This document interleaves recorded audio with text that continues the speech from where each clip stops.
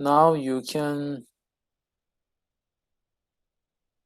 see my screen. Yes? Can you see my screen? Yes, sir. Okay, good. So we are going to discuss about the new business formation. It is related with the entrepreneurship. So we already discussed it, the difference between creativity, innovation, and entrepreneurship. We are going to again discuss about that one, but today we are going to talk about the business, new business formation. As you remember, entrepreneurs uses identifiable milestones or measures in this progress. And when an entrepreneur, as an endeavor, starting a business, or we can sometimes call it a startup, a kind of a seed company, a new company, or baby company, it's called it, new baby born company sometimes. And it is, as you can see, it is nascent, which is a new baby born. It's called nascent is the term. Anyway, during that process, an entrepreneur should decide to start a business, then need to research the concepts and prepare for the launching of a business, and then they need to, as an endeavor or startup or an entrepreneur, they need to secure the first customers actually and obtain the new business license to do it. And other activities include in this process lots of things to do. But when we talk about entrepreneur, we mainly focus on before establishing a business, before opening a shop, whether it's going to be a different, but before you launch the business, you have to do lots of things, both physically and mentally. So you need to imagine and see the opportunities in the market, which is not fulfilled by other competitors. You need to detect and define these opportunities and focus on these opportunities, and based on your imaginations and based on your creativity, you need to think about a new business idea. Then you need to convert this idea into practice. So you put an investment and create new technology, information, services, whatever. Then it's going to be innovation, but those innovation needs to be converted into a goods, whether a subject, substances, or a services, and those goods should be marketable, should be marketed in the market, and after marketed, it's going to become an entrepreneurship. Yeah, if a substances or a goods cannot be marketed, it means that it is not a entrepreneurship subject. So you have an idea, you use your creativity. This is a mind. This is a mindset. So this is an action in your brain, but there is no any services or goods around. Then, if you convert your idea into practice and producing a technology, then it becomes innovation. Then, when you market your innovation, it becomes entrepreneurship. So this is the process. But let me also explain the process of entrepreneurship. As you can see, there are lots of adult people in the market, and the business new businesses population, lots of things. As you can see, the newborn entrepreneurs and newborn entrepreneur can enter the market, see the opportunity in the market, then they start the process of startup. In this startup, they have three alternatives: whether to go to another stage and start the business, and those business will be grow or persist in the market, or it will be quitted or removed in the market. So this is the linear relations. But in this process, there is another alternative. In this process cannot be completed by other companies. And another this fuzzy front end, those are the numbers of companies which is not newly born actually. So the newborn companies, whether they can continue or drop there and cannot start it. So this is the process of and the alternatives of a newborn company. So what is the reason for the new business failure? Not all entrepreneurs succeed in the startup process to establish a business, and the survival has been attributed to a sufficient capital, having employees, and the entrepreneur's intention in starting a new business. So those are some of the factors related with the success and failures of a new business. Not only finding a capital or finding a good people or the intention to continue, but also lots of things. You need to take risk, and you need to invest it. You need to find money. Lots of things to do during this process. But these are the processes. So it is not all about turning your great idea into action. What does it mean?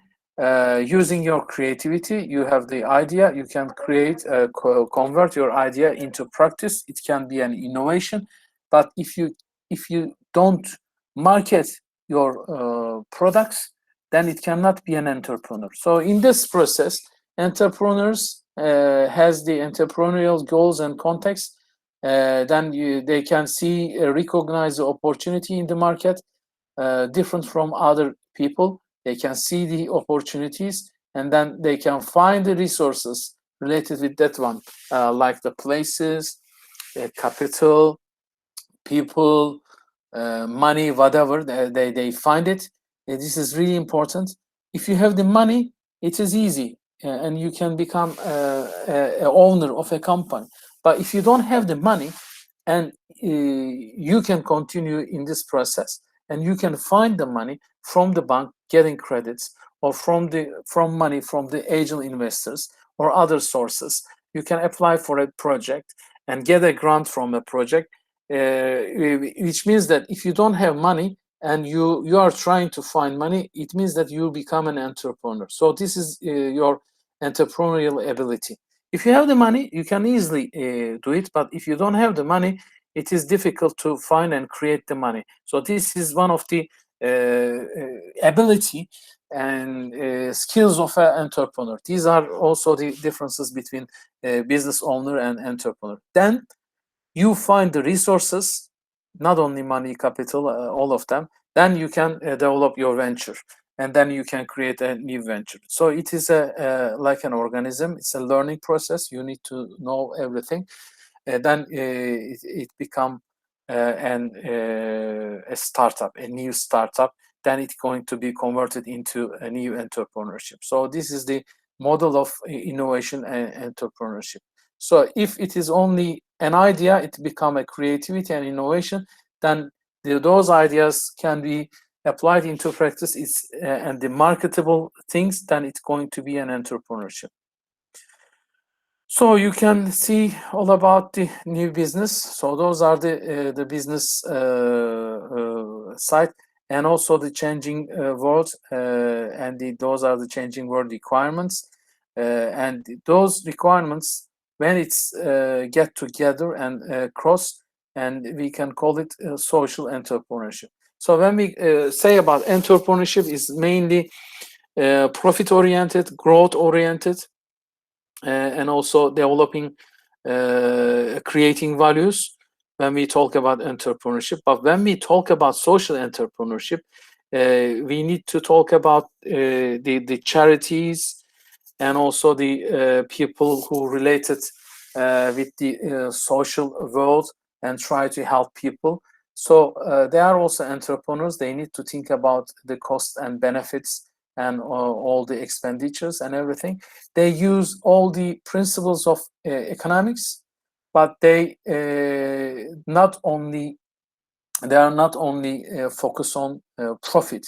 They mainly focus on helping people, providing people. So this is the difference. So both, as you can see from here, social entrepreneurs also need to consider the cost and expenditures and the benefits and everything, but mainly focus on the benefits. On the other hand, entrepreneurs mainly focus on profit size. So they need to sustain their businesses. Their mission is mainly profit oriented. But social entrepreneurs are not profit oriented. They try to increase the benefits of people. So these are the main differences between that one. Maybe I can ask you the difference between entrepreneurs and social entrepreneurs, commercial entrepreneurs and social entrepreneurs. Let me remind me. So you can see that the benefits of being an entrepreneur can provide you lots of things. Some of them is this actually depends and changes person to person, but the job satisfaction is one of the main motivation, and also success, freedom, happiness, money. Those are the initiatives and the motivating factors for the entrepreneurs. You can not only differentiate one to another, maybe a mix of those characteristics and mix of those motivation can be also another things. So it's not a linear process anyway. And you can also diversify these benefits, and you can put other factors. So the social responsibility and responsible entrepreneurship, you can see in the world, the changing world, famous entrepreneurs are becoming social entrepreneurs at the same time through their foundations. As you can see from the next slides, those people like Bill Gates and also Oprah Winfrey and others, they created their foundations. For example, the Microsoft foundations try to increase the benefits of human beings for the people. They try to create and invest, and also to find solutions to the world generous problems. So once they started for the business orientation, and after earning lots of money, they becoming sensitive to environmental world problems and other things like this. And one of the examples is Oprah Winfrey. She also she was very famous commentator, and then she stopped doing her business. She was very rich, and then now she's using and spending all her time for the benefits of human beings.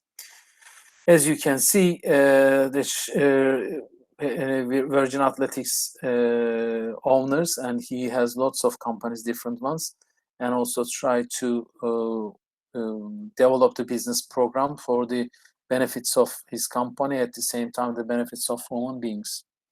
So we need to talk about the entrepreneurial revolution. So the free enterprise as a foundation of entrepreneurial motivation, like Anderson, and it's the founder of the Netscape Communication, and Schultz is the also the owner of the Starbucks. Those are the owners of famous companies. They are also try to contribute to the environmental problems of the world. So in figure 1.4, you can see the entrepreneurial evolution during the 60s. The main focus is to provide job security and diversify the products, and the main motto is the bigger is better. And 70s macroeconomic crisis was happened, especially related with petrol, and the international competition was very common among those companies, especially in the US and the European Union that time. Now, it was not a union that time, as you can see. It was a union of economic cooperation, and the technological changes was very diverse during that time. As you can remember, late 60s, the first missiles when sent to the moon, and the US land to the moon, and USSR also established a space program and sent two people to the world. And those years were also famous with the satellite technologies, and the satellite technologies changed and replace the land, radars, this kind of things system, and it is really important. So the 80s was the decade of the entrepreneurs, especially the invention of the microchips and the development of the microchips also ease the calculation of knowledge and everything.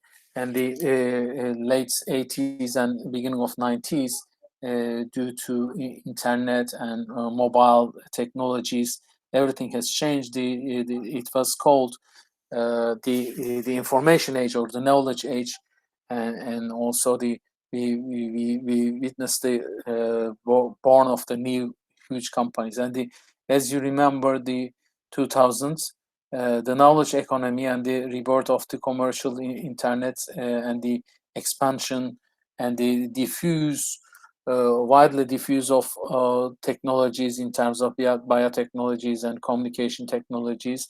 It was all around, and you see, and those are the developments which affect the development of the entrepreneurs, especially the entrepreneurs recently focus more on the technological side, and they're using those technology and financial investments.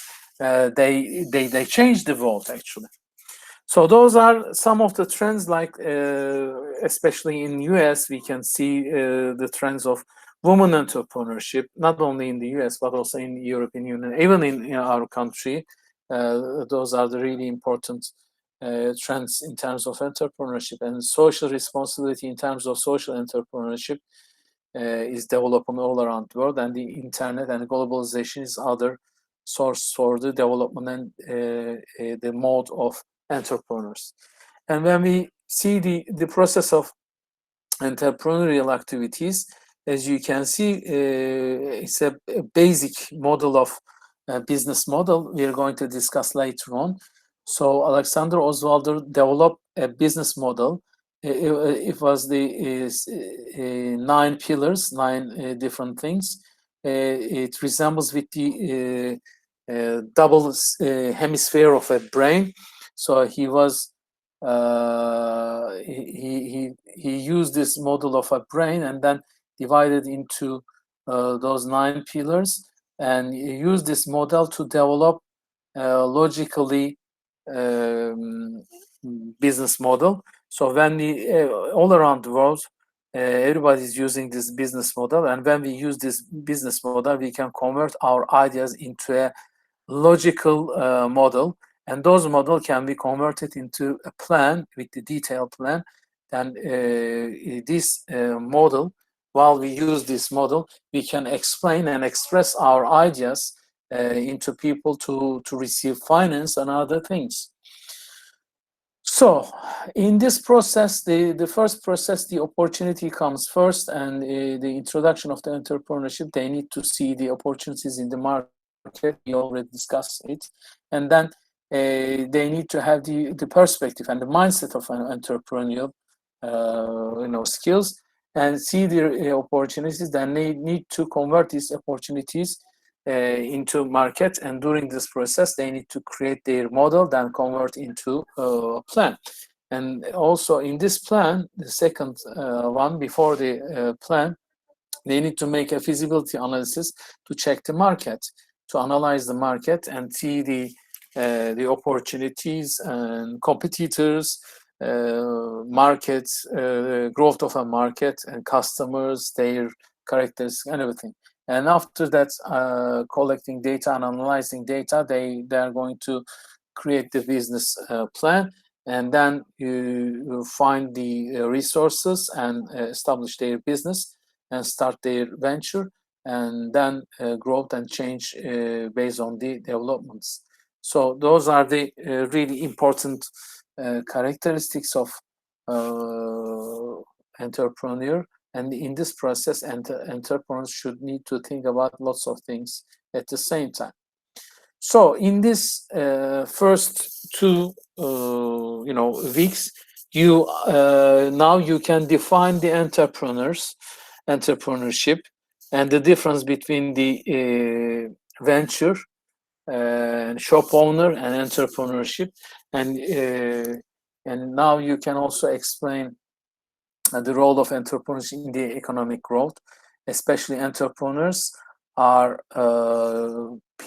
people who change the world with the small. They start with the small companies, but they change the world, and without any capital they can create the capital, find the capital, and with the small investment they can change the world, and they can contribute hugely to the economy.